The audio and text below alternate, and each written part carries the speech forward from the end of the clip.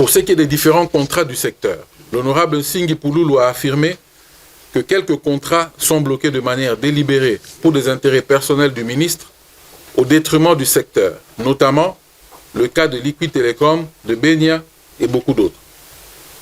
Nous commençons par le cas de Liquid Telecom, pour lequel l'honorable Nsingi affirme que Liquid a quitté le circuit de la SCPT SA pour installer son point d'atterrage afin de soutirer une somme de 3 millions de dollars qu'elle se partage avec le ministre et le DG de la SCPT SA chaque mois.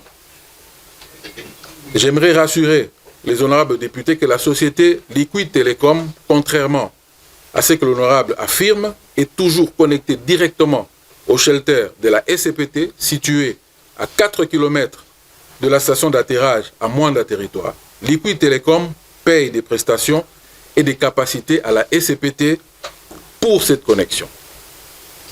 Cependant, il est important de signaler que par la volonté du législateur, au travers de la loi des télécommunications et d'éthique 20017, libéralise le secteur. Toute entreprise désireuse de construire une nouvelle station d'atterrage se verra octroyer une licence dans le strict respect des prescrits de la loi. Contrat LMS. La SCPT SA a une gestion autonome qui dépend d'un conseil d'administration et non du ministre de tutelle technique. La résiliation du contrat SCPT LMS émane de la décision du conseil d'administration basée sur le fait que LMS n'a pas pu lever les fonds dans les délais contractuels et ce, en application stricte des termes du contrat qui le lie à la SCPT SA. Contrat ADS. ADS est une société de droit congolais. Contrairement à ce que l'honorable a eu à dire, LMS devrait déployer 525 km sur un axe différent de celui de ADS qui prévoit de déployer 6250 km. Elle a exprimé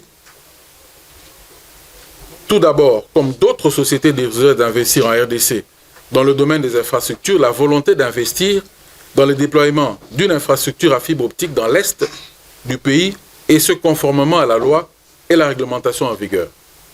Aucun rapport entre les deux contrats et à ce jour, ADS n'a pas encore signé un contrat avec la SCPT SA. Le lien SCPT et AUDEV pour la construction d'un réseau à fibre optique d'une longueur de 16 000 km. Encore une fois, jusqu'à preuve du contraire, il n'y a jamais eu un contrat signé entre AUDEV et la SCPT.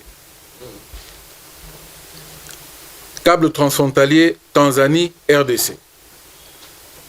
Dans le cadre de la coopération sous-régionale et bilatérale, un protocole d'accord a bel et bien été signé devant les deux chefs d'État le 23 octobre 2022 en Tanzanie.